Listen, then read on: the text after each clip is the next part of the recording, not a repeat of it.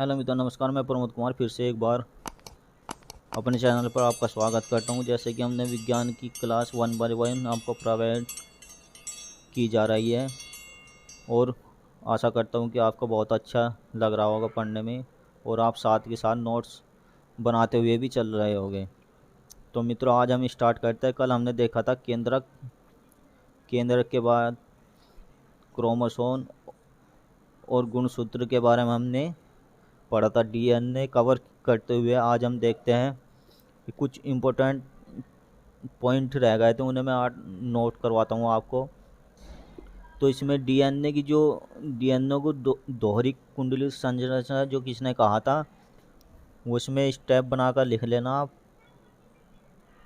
कल की क्लास में छूट गया था कि वाटसन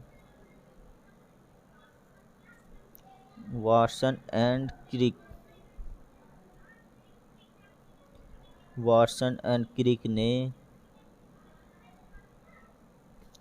डीएनए को दोहरी कुंडलित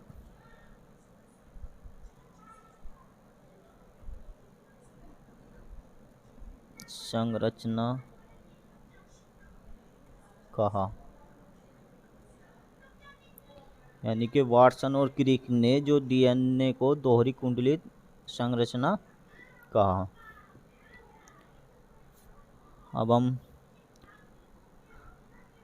तो डीएनए केंद्रक, हरितलवक, माइटोकॉन्ड्रिया।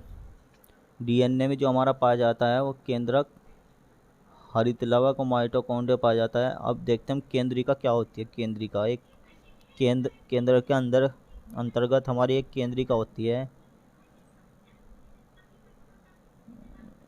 केंद्रिका के बारे में हम देखते हैं केंद्रिका क्या कार्य करती है। केंद्रिका जो होता है हमारा आर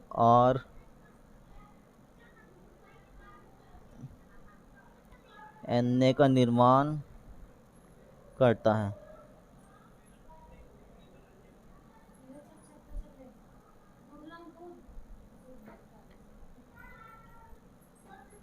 जो केंद्रिका होता है हमारे आर एन ए का निर्माण करता है। और आर एन ए क्या होता है, प्रोटीन संश्लेषण में सहायता करता है। ये जो होता है हमारा प्रोटीन संश्लेषण में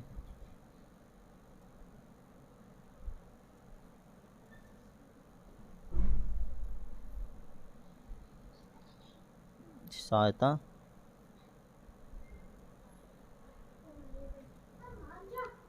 प्रोटीन संश्लेषण में सहायता करता है। यानी केंद्रिका आर एन ए का निर्माण करता है और आर एन ए जो करता है वो प्रोटीन संश्लेषण का कार्य करता है। तो एक नज़र हम आर एन ए पे डाल लेते हैं। क्या होता है आर एन ए की कार्यविधि देखते हैं हम। आर एन ए क्या होता है।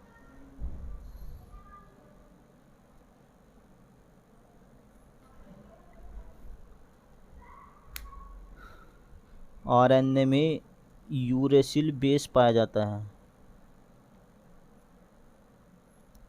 यूरेसिल बेस पाया जाता है।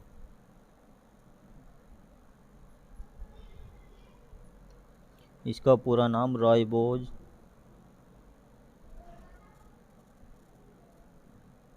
न्यूक्लिक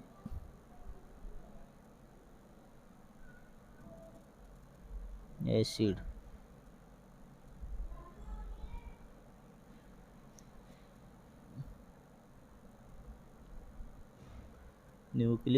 होता है।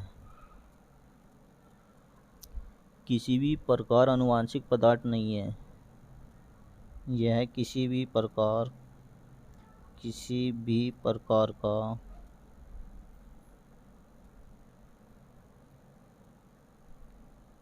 आनुवांशिक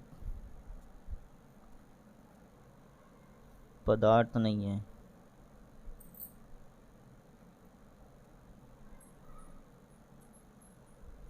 नहीं है। अपवाद में देखते हैं। अपवाद यह वायरस है। वायरस होता है। कौन सा वायरस होता है? TMV यानी कि HIV वायरस होता है।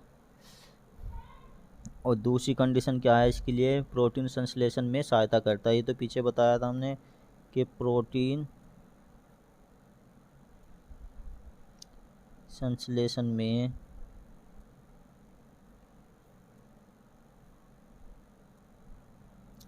सहायता करता है। RNA के 3 भाग होते हैं। RNA के 3 भाग होते हैं हमारा mRNA, rRNA और tRNA।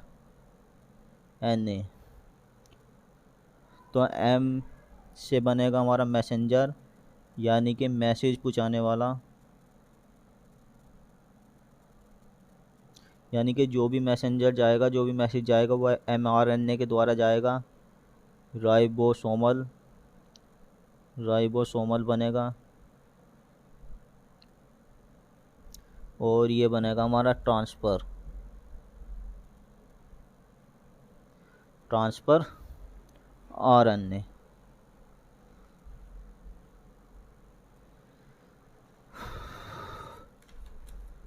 तो मित्रों आज हमारा ये चैप्टर यहीं पर समाप्त होता है और आज हम नए चैप्टर को देखते हैं। जो हमारा नया चैप्टर है वो है पाचन तंत्र। पाचन तंत्र क्या होता है?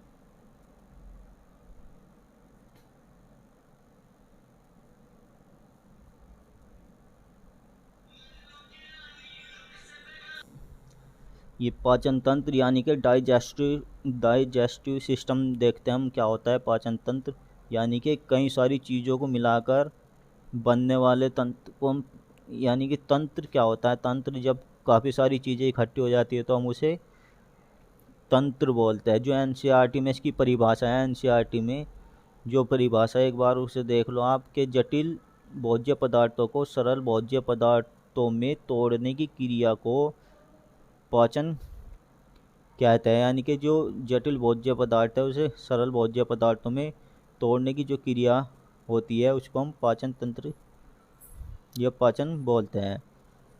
मान लो अगर हम सरल भाषा में इसकी परिभाषा लिखें तो जल एवं एंजाइम की सहायता से, जल एवं एंजाइम की सहायता से, जल एवं एंजाइम की सहायता से भोजन के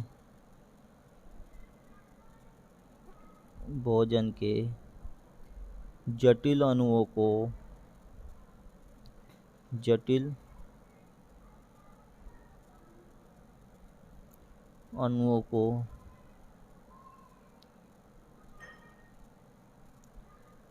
सरल अणुओं में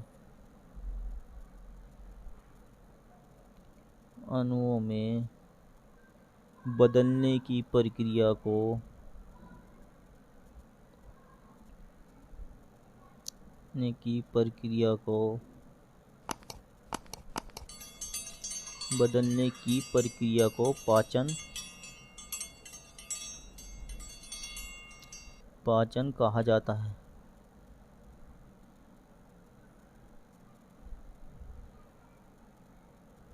यानी कि जल और एंजाइम की सहायता से भोजन के जटिल अणुओं को सरल अणुओं में बदलने की प्रक्रिया को पाचन कहा जाता है। जटिल अणु क्या क्या होते हैं हमारे जटिल अणु? मान लो अगर हम लिखा जाए ये जटिल अणु और इधर सरल अणु, कौन कौन से होते हैं हमारे जटिल अणु? कोशिका के संदर्भ में देखेंगे हम इसको। कोशिका के संदर्भ में बात कर रहे हैं। कोशिका के संदर्भ में मान लो कार्बोहाइड्रेट,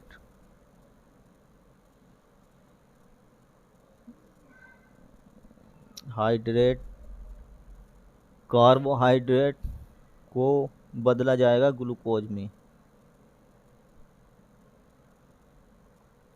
और वसा फैटी एसिड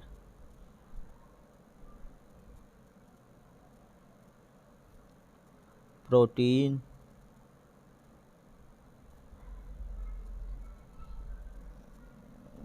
अमीनो एसिड, अर्थात जिसको हम ग्रहण करते हैं, इसको हम ग्रहण करते हैं, ये होते हैं जिसको हम ग्रहण करते हैं बॉडी के अंदर, अपने शरीर के अंदर मुंह के द्वारा जिसको हम ग्रहण करते हैं उसको हम जटिल अणु बोलते हैं, या कार्बोहाइड्रेट, वसा, प्रोटीन और सरल अणु इनसे मिलने से ही, यानी कि इनके द्वारा तोड़े गए जो हमें प्राप्त होते हैं, हमारे कोशिकाओं के द्वारा तोड़े गए जो होते हैं, कोशिकाओं के माध्यम से जो हमें बॉडी को प्राप्त होता है, वो ग्लूकोज, फैटी एसिड और अमीनो एसिड। तो इनका जो सरल भाग होता है वो यह होता है, यानी कि जल और एंजाइम की सहायता से भोजन के जटिल अणुओं को सरल अणुओं में बदलने की जो प्रक्रिया होती है उसी को हम पाचन बोलते हैं। आशा करता हूँ बहुत अच्छी तरीके से आपको समझ में आ गया होगा। अगर समझ में आ गया होगा तो वीडियो को लाइक ज़रूर बटन दबा दो। ओके मित्रों, इससे आगे देखते हैं हम जल क्या होता है। जल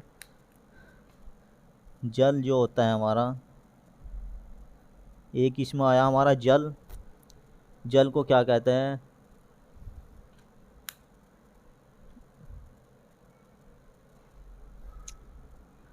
जल जो होता है उपापचयी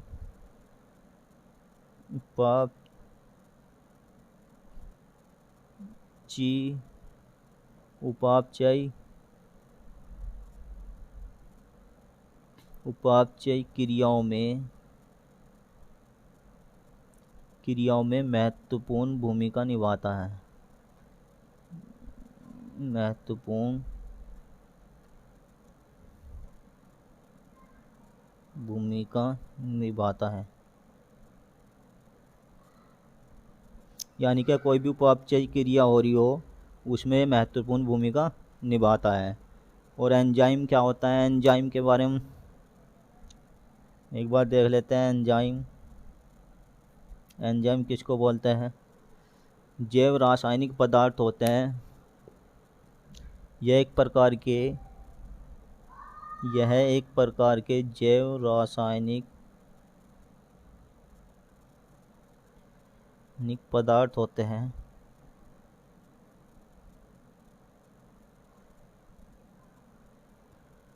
सभी एंजाइम प्रोटीन के बने होते हैं।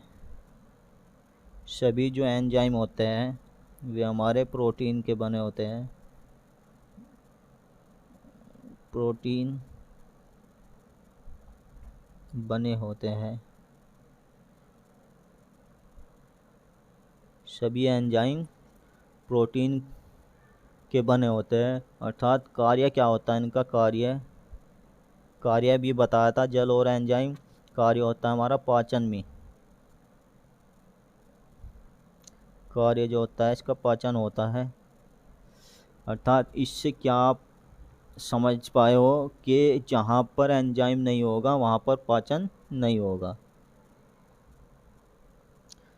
जहाँ पर किसी कोशिका में, यानी कि जहाँ पर एंजाइम नहीं होगा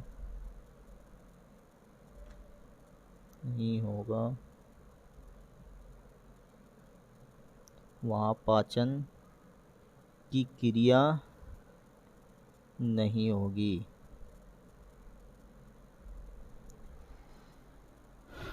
तो मित्रों, ये था हमारा पाचन, यानी पाचन तंत्र, डाइजेस्टिव सिस्टम। तो पाचन क्या होता है? पाचन की अगर हम परिभाषा देखें पाचन कोशिका के संबंध में पाचन क्या होता है हमारा? तो जो पाचन होता है, जल एवं एंजाइम की सहायता से भोज्य पदार्थ, जल एवं एंजाइम की सहायता से भोजन के जटिल अणुओं को सरल अणुओं में बदलने की जो प्रक्रिया होती है उसको हम पाचन कहते हैं।